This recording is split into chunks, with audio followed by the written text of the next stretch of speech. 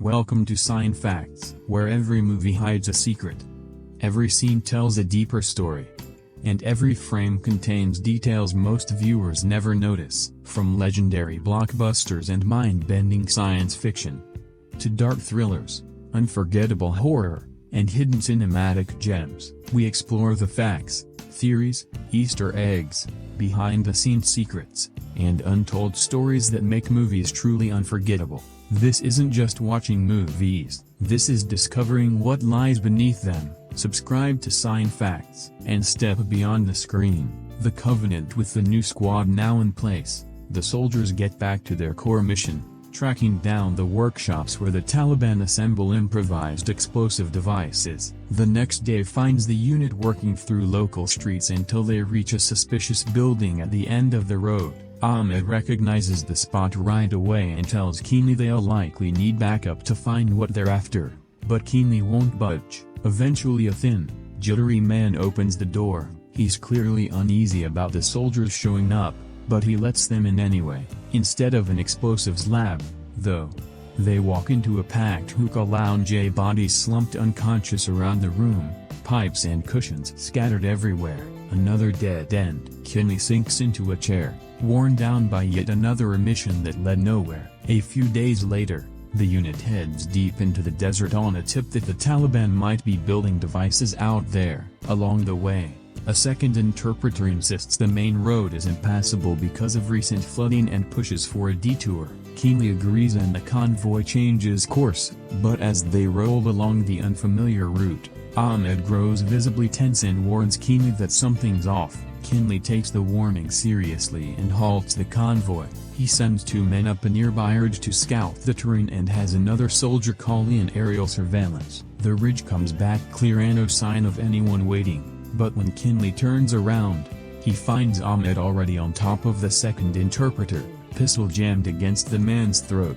Kinley orders him to stand down. Ahmed hesitates, then complies, and the terrified interpreter finally confesses. The Taliban is holding his family hostage and forced him to lead the unit into an ambush. Seconds later, surveillance confirms that a large Taliban force is waiting just ahead. A few more minutes on that road and the convoy would have driven straight into the kill zone. Back at base, Kinley digs into Ahmed's history and learns the Taliban murdered his young son, which is why he started working with the Americans in the first place. It's not about a paycheck or a visa, it's personal. Even so, Kinley makes it clear that Ahmed can never again act without orders, no matter how strong his gut feeling is. Later, Kinley vents to his commanding officer, Colonel Vokes, about how the rules of engagement are boxing him in. Vokes can't officially greenlight Kinley going off book, but he doesn't shut the door on it either. Sergeant O'Brady, who's been listening in,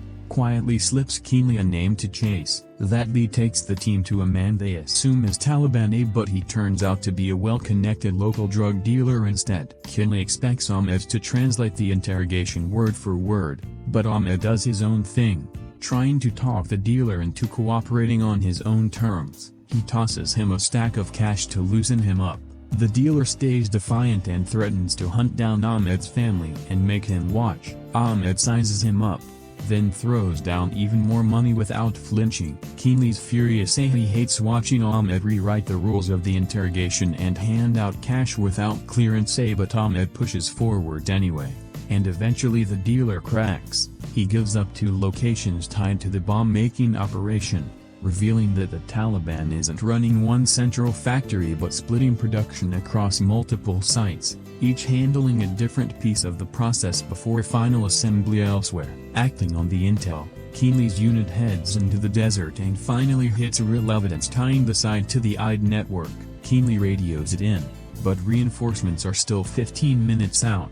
Rather than sit exposed and wait, he pushes the team deeper into the compound.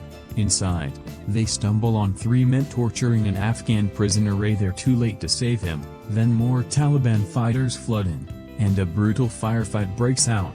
Badly outnumbered, Kinley's men are picked off one after another until the unit is nearly wiped out.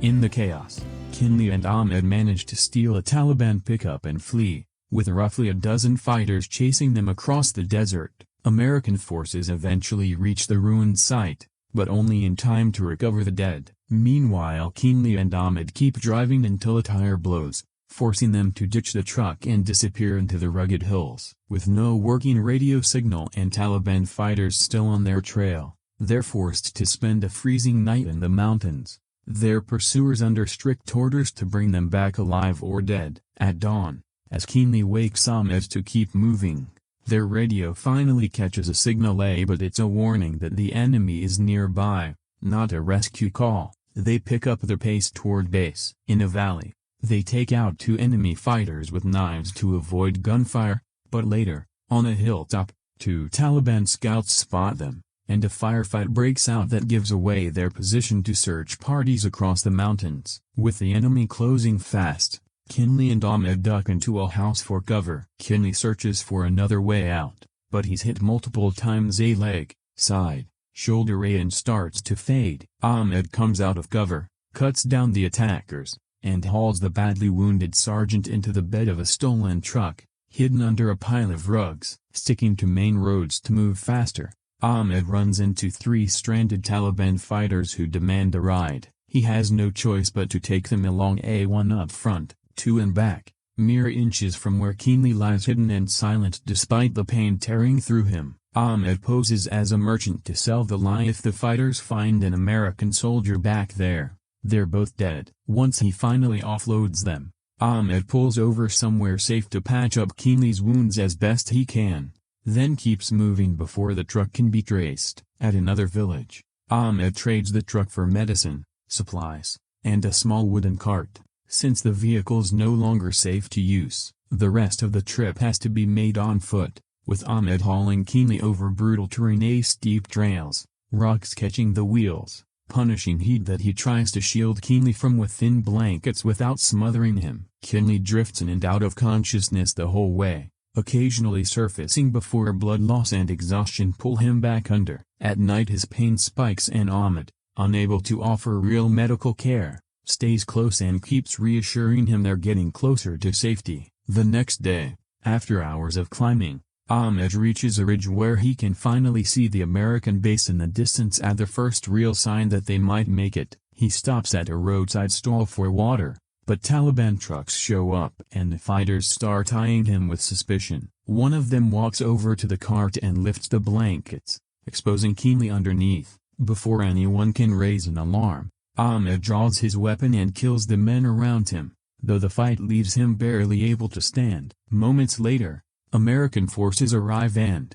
not knowing who he is, force Ahmed to the ground at gunpoint and cuff him. Too exhausted to argue, he simply tells them Kinley is in the cart. When a soldier pulls back the blankets, he's stunned to find Kinley presumed dead along with the rest of his unit still breathing. Kinley wakes up later in a military hospital, his memories arriving in scattered pieces. The next clear moment he recalls is being home in Santa Clarita, California, grilling steaks for his family. On the surface, life looks normal again, but there's a hollowness behind his eyes that makes it clear part of him never left Afghanistan. He soon learns Ahmed never got the visa he was promised. Instead, Ahmed, his wife, and their infant are in hiding, still waiting on an application that's going nowhere. Determined to repay the debt, Kinley starts working the phones military offices, government agencies, anyone who might help but every call ends in another dead end.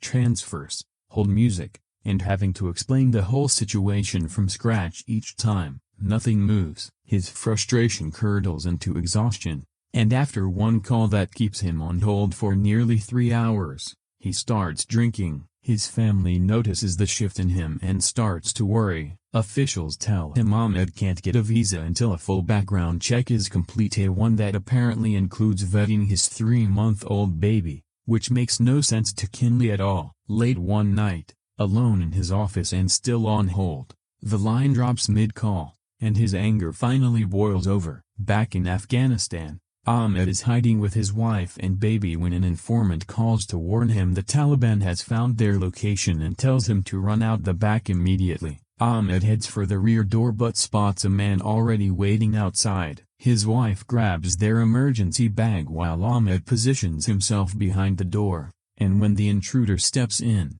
Ahmed kills him before he can sound the alarm. The family slips out the back just as fighters storm in through the front. Unable to run without drawing attention, they duck into a stranger's home and sit down at the family's dinner table, pretending to be guests while Taliban fighters comb the streets outside. Once things quiet down, Ahmed leads his wife and child out and the three of them hitch a ride in the back of a passing truck, narrowly escaping. Meanwhile, Kinley is offered another option. If the government won't move fast enough, he can pay private contractors to go in and extract Ahmed's family at enormous cost. His wife suggests taking out a second mortgage on the house, understanding that Kinley will never really heal while the man who saved his life is still trapped and hunted. With his mind made up, Kinley pushes Colonel Vokes to have the visas ready the moment Ahmed reaches safety. Vokes warns him there's now a bounty on his head. Going back would make him one of the Taliban's most prized targets. Kinley knows the risk, but he also knows he can't just leave Ahmed to his fate. After saying goodbye to his family, Kinley returns to Afghanistan under the alias Ron K. He meets the man running the private extraction, only to learn the operation's been delayed because a UN official's upcoming visit means extra security. Kinley refuses to wait. Ahmed's family has already been hiding too long and insists on pushing ahead even without the contractor team. With a truck, weapons, and gear in hand, he heads to a meeting with Ahmed's brother, who's supposed to help him navigate Taliban-held territory to reach the family's hiding spot. There, Kinley discovers the brother's business survives because he supplies heroin to the Taliban, an arrangement that keeps him protected. Recognizing they need each other, the brother agrees to help and assigns a trusted driver to get Kinley through. At a checkpoint, a suspicious guard starts searching the vehicle, and Kinley, hidden inside, has no choice but to kill him before he can raise the alarm. He and the driver hide the body near a riverbank, believing they've gone unseen. But a Taliban informant witnessed the whole thing from a distance and reports it, along with photos confirming Kinley's return to Afghanistan. Once his identity is verified, the Taliban commander sends more fighters after him, with orders to capture or kill. Elsewhere, Ahmed is fixing a truck engine while his wife sits nearby with the baby, when he hears a familiar voice. Kinley, disguised in glasses and local clothing. Ahmed is floored. He never expected to see him again. Kinley tells him he secured the visas, finally offering a real way out. There's no time to linger. Ahmed gathers his family into the back of the driver's truck while Kinley calls in the contractor team to report that things have gone urgent. Back at their operations center, a background check on the alias Ron K. reveals his true identity, Master Sergeant John Kinley. Realizing they delayed a critical extraction to prioritize a diplomatic visit, the contractor lead scrambles to fix the mistake and calls in serious air support. A heavily armed aircraft codenamed the Angel of Death. As Taliban vehicles close in, Kinley and Ahmed open fire on the lead pursuit truck, wrecking it and blocking the road just long enough to slow the chase. When they reach a tunnel, they abandon their vehicle, position it as a barricade, and Kinley rigs it with a grenade before they move on. The blast catches the pursuing convoy right on time, buying them precious minutes. They emerge near a dam and take up defensive positions as the fight continues across the canyon. Ahmed's wife shelters their baby inside a small shed on the dam as the gunfight rages. The driver is killed, leaving Kinley and Ahmed to hold the line alone, their ammunition running out fast. Just as the Taliban fighters close in for the kill, the Angel of Death roars overhead and levels the enemy position in seconds. A helicopter arrives to evacuate Kinley, Ahmed, and his family out of the combat zone, and they're flown to a transport plane bound for the United States. As they leave Afghanistan behind, Kinley and Ahmed share a wordless look that says everything. At the losses, the sacrifices, the debt now settled. What began as a military assignment has become something far deeper, built on trust and respect. The film closes with text explaining the grim reality facing Afghan interpreters after the withdrawal. Thousands who helped American and Allied forces were left behind waiting on promised visas, many later executed for their cooperation, others still in hiding, living in fear that the Taliban will eventually find them. A review. There's something a little odd about the Covenant. Look at the names attached. Guy Ritchie directing, Jake Gyllenhaal starring and you'd expect at least a solid theatrical run,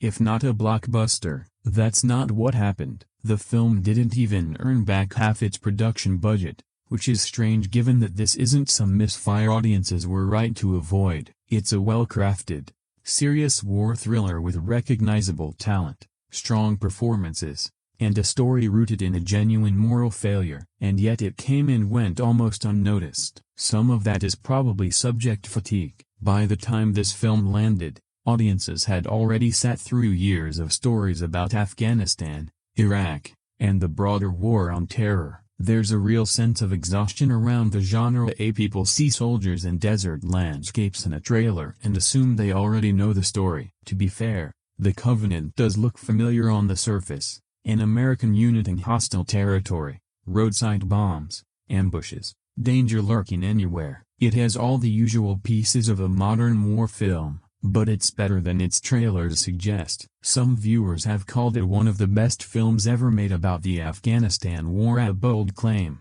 especially given how packed war cinema's history is with genre-defining work. World War II has Saving Private Ryan. Vietnam has Platoon and Apocalypse Now. Iraq gave us The Hurt Locker and Jorhead. Afghanistan, despite 2 decades of conflict shaping a generation, hasn't produced nearly as many films that stuck in the cultural memory. Whether The Covenant becomes the definitive Afghanistan film is up for debate. I'm not convinced it has the depth of the very best war movies, but it does something a lot of them don't. Instead of trying to explain an entire conflict, it narrows everything down to a promise between 2 men. That focus might be its greatest strength. This isn't really a film about winning a war. The larger historical outcome makes victory feel almost beside the point. It's about what happens when institutions walk away and the burden of keeping a promise falls on one person who refuses to let it go. That intimate framing is probably why reactions have been so split. Some viewers find it gripping and unexpectedly thoughtful, calling it one of Ritchie's strongest recent efforts, a proof he can step outside his usual fast-talking criminal aesthetic and tell a restrained, serious story. Others found it competent but generic, another polished war thriller with familiar beats and action that escalates predictably. Plenty of people admired the performances and still walked away thinking, that's it, not because anything was bad, but because little of it felt genuinely new. I get that reaction. The film seems caught between 2 different movies, one a restrained, morally uneasy drama about abandoned interpreters, the other a big Hollywood rescue mission built to send audiences home feeling triumphant. Those 2 halves don't always mesh. At its best, the film feels grounded and painfully direct. At other times, it slides into the kind of battlefield heroics and overwhelming firepower that undercut the very questions it's trying to raise. That tension matters when weighing its place in the genre. The best war films tend to leave something behind that's hard to shake,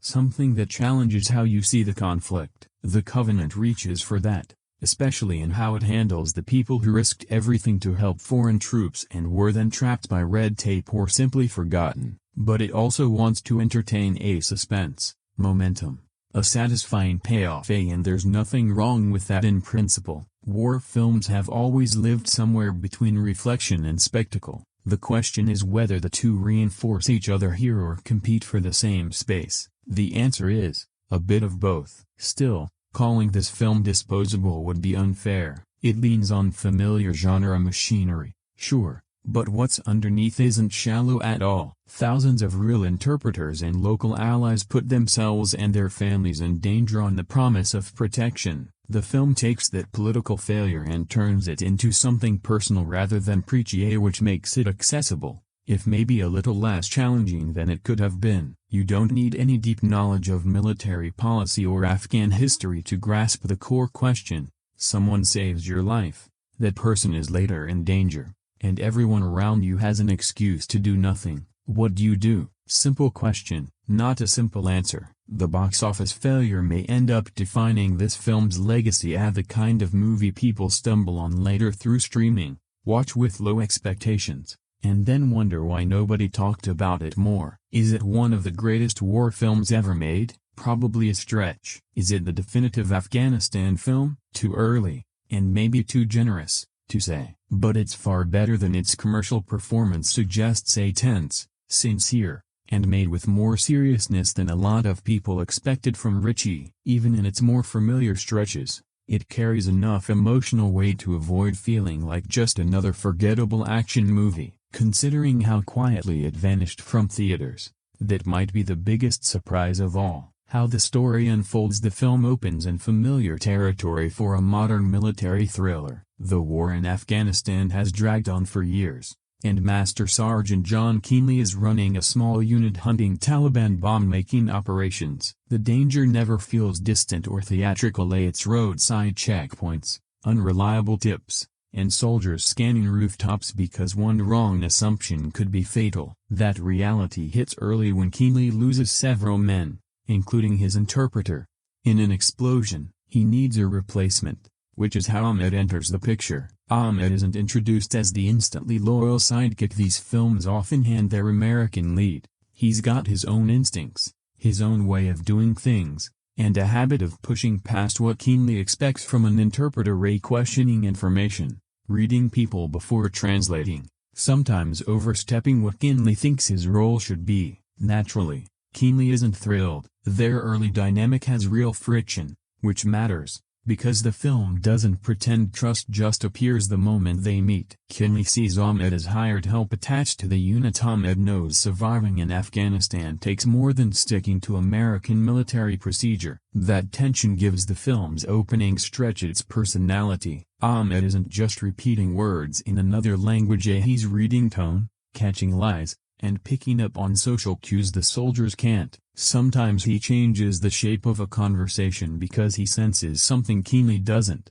which makes him valuable but also unpredictable in Kinley's eyes. Slowly, though, the results speak for themselves, and the unit starts making real progress as Ahmed proves he understands how local networks and fear actually operate. The film spends enough time with the squad to build a rhythm. Traveling, questioning people, chasing leads, with occasional humor breaking up the tension. Though the atmosphere never fully relaxes, eventually the team heads far from base to check out a suspected weapons site. They find what they're looking for, but the mission turns into an ambush that wipes out nearly the entire unit. What's left is Kinley, badly wounded, and Ahmed, now solely responsible for getting them both out alive. This is where the film shifts gears entirely. The opening act plays like a classic unit-based war movie. A mission, a squad, an organized enemy closing in. Once the ambush hits, all of that falls away. The story gets smaller,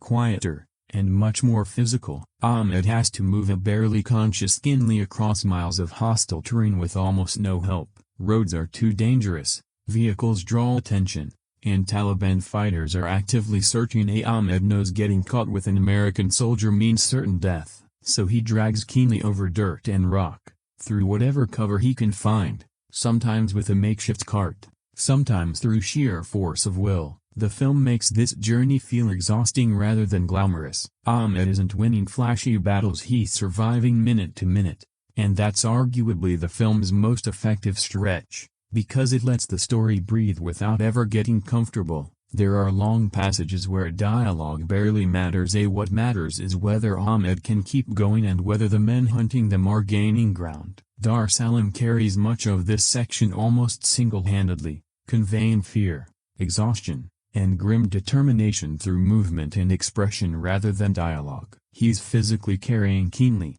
but he's also carrying the film. By the time they reach safety, everything between them has changed. Kinley is no longer just the commanding officer, and Ahmed is no longer just hired local support. Whatever professional distance existed is gone. Ahmed risked his life repeatedly for a man he could easily have left behind. That alone would have been enough for one movie. There's a version of The Covenant that ends right there, a tight, brutal two-hander about trust forged under impossible pressure. Instead, the film keeps going, giving it its unusual two-part structure. Kinley wakes up back in the U.S., the war now physically distant. He has a home, a family, the appearance of a normal life, but emotionally, he's never really left Afghanistan. He learns Ahmed and his family are still there, now actively hunted because the Taliban knows he helped an American soldier escape. A bounty forces them into hiding, And this is where the rescue plot kicks in. Kinley assumes the promised visas will simply come through after everything Ahmed sacrificed.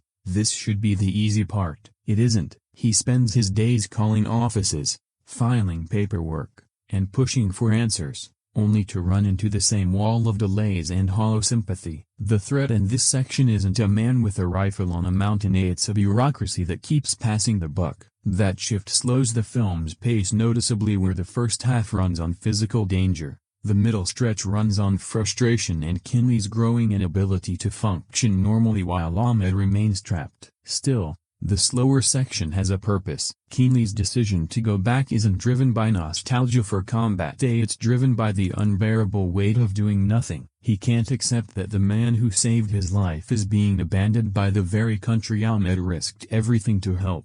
Eventually he stops waiting on official channels, taps his military contacts, and arranges a risky, expensive private extraction, probably far less reliable than he wants to believe. But he sees no other option, so the story returns to Afghanistan, only now the roles are reversed. Ahmed once carried Kinley through hostile territory while enemies searched for them. Now Kinley is walking into the same danger because Ahmed and his family have nowhere else to turn. That reversal is the whole point of the title. A covenant isn't a formal contract. It's the obligation created when one person gives everything to save another. The two-have structure is a genuine risk, because the film almost splits into two different movies with different rhythms and emotional centers. A survival thriller in the first half, a rescue operation tangled up with bureaucratic frustration and guilt in the second. Some viewers will prefer the raw simplicity of Ahmed's journey and find the later section more conventional, with bigger action beats and a more standard sense of escalation. The grounded tension of the earlier scenes gives way to something louder and more overtly built for a climax, but the two-part structure also gives the story its identity. Without the second half, Ahmed's sacrifice would still be powerful, but Kinley's arc would feel incomplete. He'd just be the man who got saved. Going back forces him to decide what that rescue actually means, and whether gratitude still counts for anything when honoring it means real danger. The symmetry isn't subtle. Ahmed brings Kinley home first, driven by the immediate demands of survival. Kinley returns to bring Ahmed home later, driven by conscience once the institutions around him fail. That makes the motivation behind the rescue plot emotionally simple, but not empty. There's no hidden agenda or a last-minute twist, just a debt that can't be settled with words. Even as the final act grows more polished and conventional, that emotional through line stays clear. Kinley isn't chasing glory or trying to win a war his country has already left behind. He's going back for one man and one family, and that smaller, more personal goal gives the film more weight than its action scenes alone could provide. The larger war is enormous and beyond either character's control, and the promise between them is the one thing they can still choose to honor. The heart of the film, Kinley and Ahmed, the real core of the covenant, isn't the war, the rescue, or the political anger simmering underneath. It's the relationship between these two men. And the film is smart enough not to make that bond war more easy from the start. When Ahmed joins the unit, Kinley doesn't treat him like a future brother in arms. He treats him like staff, there to translate and follow instructions within a defined role. Ahmed isn't interested in playing a passive tool. He reads reactions, catches rehearsed answers, senses hidden fear, and sometimes refuses to translate something literally because he knows the words alone don't capture the truth. Kinley calls that insubordination. Ahmed calls it survival. Their early exchanges carry a real edge, and either man is particularly talkative, and neither bothers explaining himself more than necessary. Kinley is disciplined and used to being obeyed. Ahmed is just as stubborn, but his authority comes from understanding a country the soldiers around him never will. There's no instant friendship scene here, no moment where they suddenly discover common ground. Trust builds because Ahmed keeps proving useful when it counts, taking risks, challenging assumptions, sensing danger before anyone else does. Kinley may not love his methods, but he starts respecting the results. Ahmed's motivations run deeper than a visa, too. Protecting his wife and child clearly matters, and the chance to leave Afghanistan offers them a future. But his hatred of the Taliban feels personal, and even though the film doesn't spell out every detail, It's clear he's not helping the Americans out of blind faith. He has his own reasons, which gives the partnership a sturdier foundation than simple gratitude on either side. Both men enter the relationship with separate goals, and those goals only start to overlap once real danger forces them together. Then the ambush changes everything. With Kinley wounded and the rest of the unit dead, Ahmed faces an unspoken choice. He could leave. Carrying an unconscious American through Taliban territory makes him slower, more visible, and a far more valuable target if caught. No one would call him a coward for walking away. Kinley might never even know. Ahmed stays anyway, and that's the moment their relationship moves past rank and obligation into something else entirely. He's no longer protecting his sergeant because it's the job, he's doing it because leaving him has become morally impossible. The rescue itself isn't framed as one grand heroic act, it's a string of smaller decisions, each one another chance for Ahmed to stop, and each one where he doesn't. He drags Kinley until his own body starts to give out, hides him, finds ways around patrols, and keeps moving through exhaustion and fear with no guarantee of any reward at the end. The power dynamic flips completely during this stretch.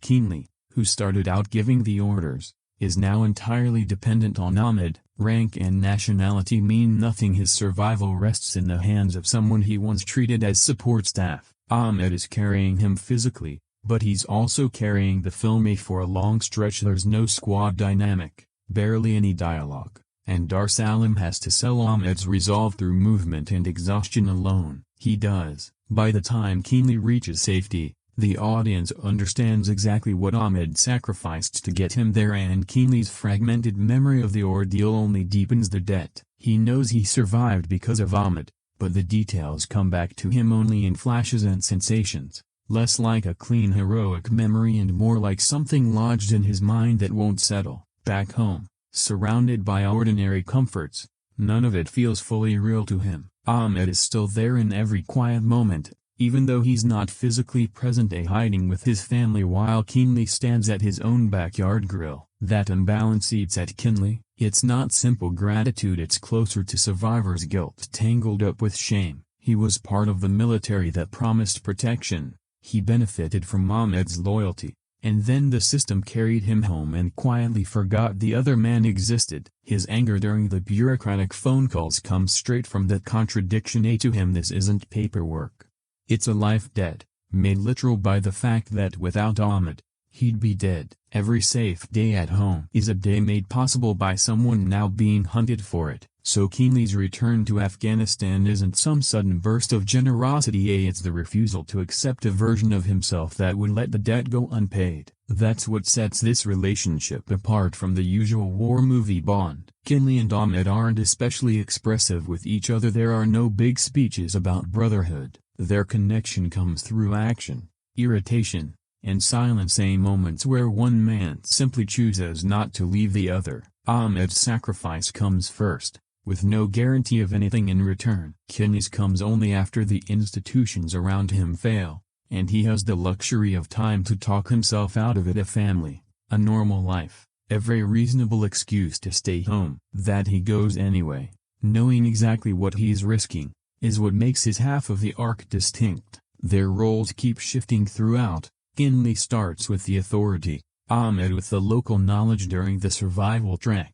Ahmed becomes the protector in the final rescue. Kinley tries to return the favor. By the end they're no longer commander and interpreter. They're two men bound by something no paperwork or official promise could ever properly describe. That's where the title earns its meaning. A covenant carries more weight than a casual promise. It implies obligation and commitment that still holds even when honoring it becomes dangerous or inconvenient. The American government makes a promise to Ahmed and breaks it. Kinley makes a personal one and refuses to let the system swallow it. It's not a subtle contrast, but it works. The performances hold this together. Gyllenhaal plays Kinley as someone who channels gratitude into anger and action rather than words. Salim gives Ahmed a calm, guarded presence that keeps him from turning into a saintly symbol. He can be difficult, Kinley can be cold, and that friction is exactly what makes their loyalty believable. They don't save each other because they're perfect friends, they save each other because, somewhere along the way, The other person's survival becomes something neither can walk away from. Beneath all the explosions and gunfire, the film's real idea is quiet. A promise means nothing when it's easy to keep. The real test comes when honoring it costs you something. Ahmed passes that test first. Kinley spends the rest of the film trying to prove he can pass it too. The politics underneath the story. What gives the Covenant real weight is that Ahmed's situation was never just a convenient plot device, and the larger failure behind it is painfully real. Afghan interpreters worked alongside American and Allied forces for years, translating, guiding troops through unfamiliar communities, identifying threats, and often standing in the same line of fire as the soldiers they assisted. They did it on the understanding that their service would eventually buy them protection, visas, relocation, a safe future for their families. That wasn't some bonus tacked on afterward, it was the deal from day one. Help us take these risks, and we won't leave you behind. The film takes that massive institutional failure and shrinks it down to one man. Ahmed is valuable to the unit because he understands language, culture, and people in ways Kinley never could. He can tell when a translation is technically correct but the meaning underneath is a lie, when fear is shaping someone's answers, when a conversation is staring the soldiers into a trap. That skill saves lives, but it also makes him a target. To the Americans, he's an interpreter. To the Taliban, he's a collaborator. His job puts his family in danger long before he ever drags a wounded sergeant across the country. And once that rescue becomes known, the danger stops being theoretical. A bounty goes on his head, and his family goes into hiding. The bitter irony is that Ahmed does everything asked of him and more. He goes far beyond translating, protects Kinley after the mission collapses, and gets an American soldier home alive even though it guarantees he'll be hunted for it. And then the institution that benefited from his courage fails to do the one simple thing it owes him: get him out. That's where the film becomes more than a straightforward rescue thriller. Underneath the action is a story about what happens when official promises have no one actually responsible for keeping them. Kinley assumes that once the military understands the stakes, the problem will resolve itself. Ahmed's service is documented. His family is in real danger. This should be urgent and obvious. Instead he hits a maze, transfers, repeated explanations, procedural language, vague reassurances. Nobody tells him outright that Ahmed doesn't deserve help. That would almost be easier to fight. They simply don't act. The bureaucracy here isn't one villain behind a desk, it's shapeless, made up of people each playing a small, defensible part while nobody takes ownership of the outcome. Meanwhile Ahmed is still hiding. That's more unsettling than any speech could be. Kinley is safe in the US trying to convince people the clock is running out, while for Ahmed, time isn't administrative, it's survival. The film channels its anger through Kinley rather than through policy explainers, because the gap between the urgency he's witnessed and the calm of the official response is something he can't accept. He's seen what Ahmed did, the people on the phone haven't. To them, Ahmed risks becoming another case number. To Kinley, he's the reason he's alive. That personal stake fuels Kinley's persistence.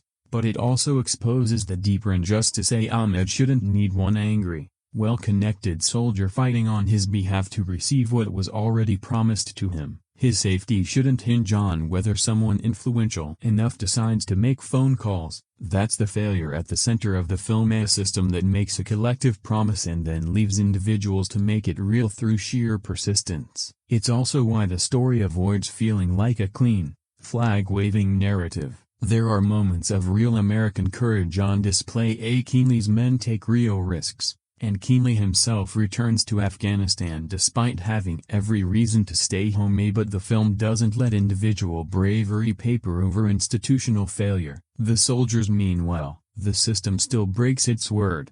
That distinction matters. This isn't a story about one cruel official.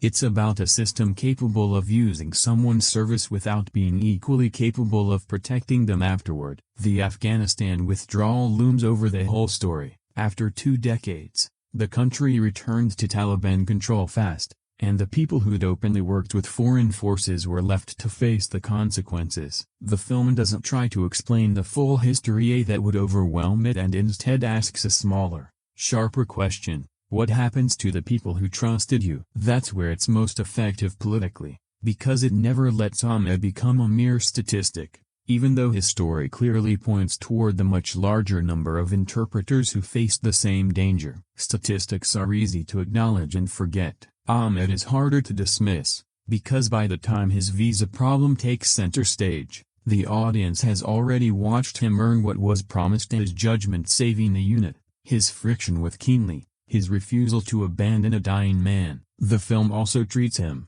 at least in its stronger moments, as more than an accessory to an American soldier's story. He has his own reasons for opposing the Taliban, his own family, his own future beyond Kinley's arc. His cooperation with the Americans isn't proof of blind faith in them. It's practical, moral, and genuinely dangerous all at once, in a country where every faction demands loyalty and punishes disobedience. There's a real contradiction, though, in how the film handles its own politics. It condemns American abandonment while also indulging in some very traditional images of American military might. By the final act, the rescue turns big and loud. A gunship arrives, firepower overwhelms the enemy, and the audience is meant to feel pure relief. As action, it works. Politically, it's messier. The film spends most of its runtime arguing that military power couldn't fulfill the basic promises made during the occupation, yet the climax hinges on the spectacular use of that same power to save the day. Should we feel grateful for the rescue?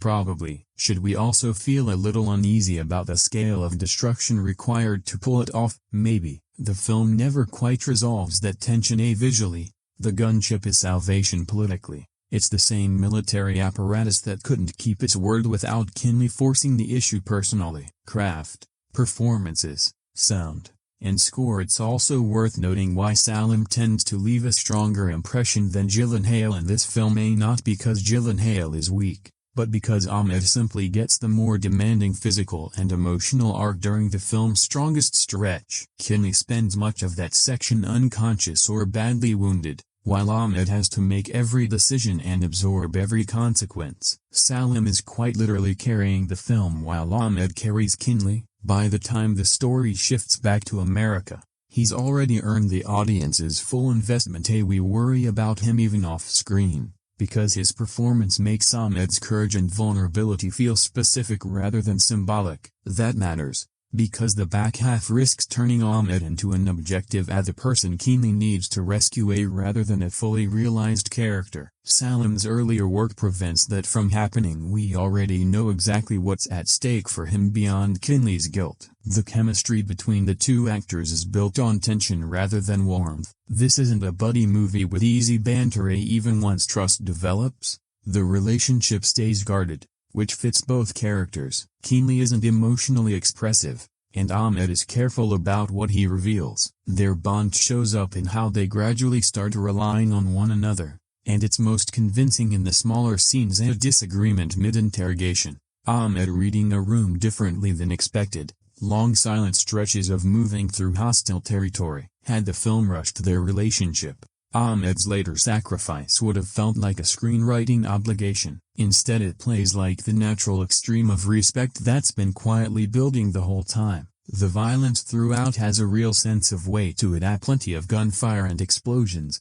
but rarely anything that feels stylish or gratuitous, which is notable given Ritchie's history with flashy crime films. Most of it here reads as frightening and exhausting rather than cool. Characters don't pause to admire what they've done. They're just trying to survive the next attack. Even in the more capable soldiers, training doesn't translate to invincibility, which is exactly why the first big battle lands so well. The unit finds what it came for, but that success buys them no real control as more fighters pour in and their technological edge stops mattering once they're surrounded on unfamiliar ground. It's a clean, unforced illustration of how guerrilla warfare actually works. Knowing the terrain can matter more than having the bigger gun. Sound design does a lot of heavy lifting here. Gunfire is sharp and jarring. Explosions rip through the mix rather than blending into the score, and the quieter scenes carry their own tension. A wind across open terrain, a distant engine, the small sounds Ahmed makes trying to move Kinley without giving away their position. The silence never feels empty, it feels occupied. Christopher Benstead's score, by contrast, goes almost the opposite direction from the film's restrained visuals. Sweeping strings, big dramatic swells, themes that clearly want to push the emotion forward without much subtlety. Normally that could grate, but here it mostly works, because the performances are so contained and the dialogue so sparse during the survival section that the score becomes the one place allowed to be openly emotional. During Ahmed's trek with Kinley, the music turns physical exhaustion into something almost mythic, a risky choice that could have tipped into melodrama, but Salim's grounded performance keeps it anchored. The actor supplies the reality, the score supplies the emotional scale. Benstead, who previously scored Ritchie's Wrath of Man and Operation Fortune, brings the same confidence here with a more serious tone, heavy strings,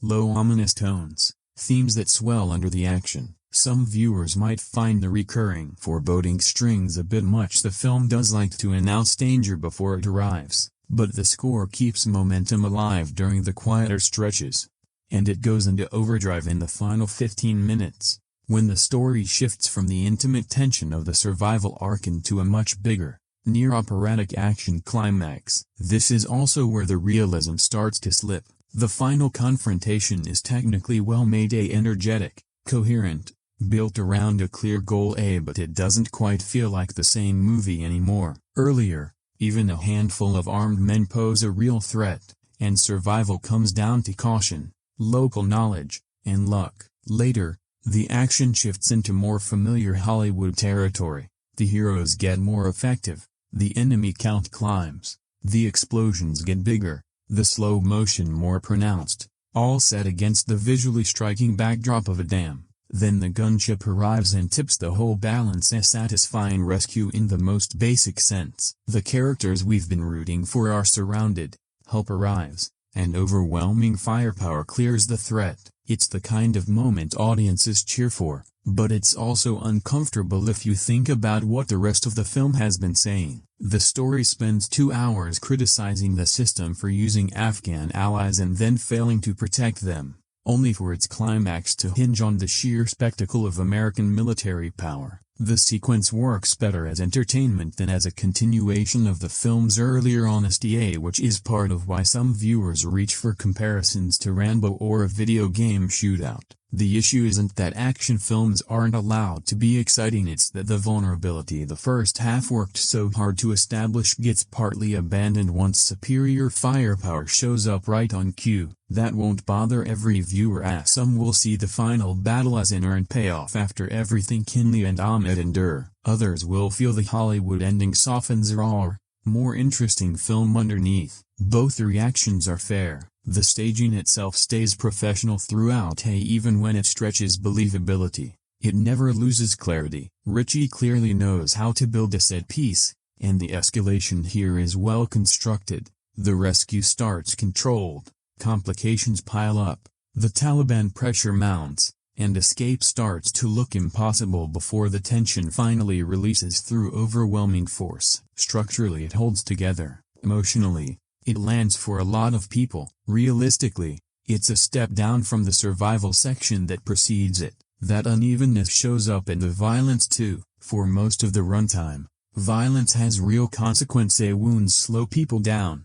Deaths change the direction of the story. In the later battle, some enemies start to feel more like targets than people. They appear, fire, and fall. And with so many combatants involved, the body count starts to blur. That's not unusual for the genre, but it does make the ending feel more conventional. The earlier scenes are frightening because anyone could die. The later ones are thrilling because we're rooting for specific people to survive. Those are fundamentally different feelings, one built on uncertainty, the other on investment, and the film is stronger when it leans on the first, even if it's more crowd-pleasing when it leans on the second. The cinematography shifts right along with that tonal change. During the survival stretch, the camera favors distance, isolation, and exhaustion. Ahmed and Kinley often look small against the landscape, and even in close-up the world around them still feels enormous. During the final battle, the images turn more dramatic,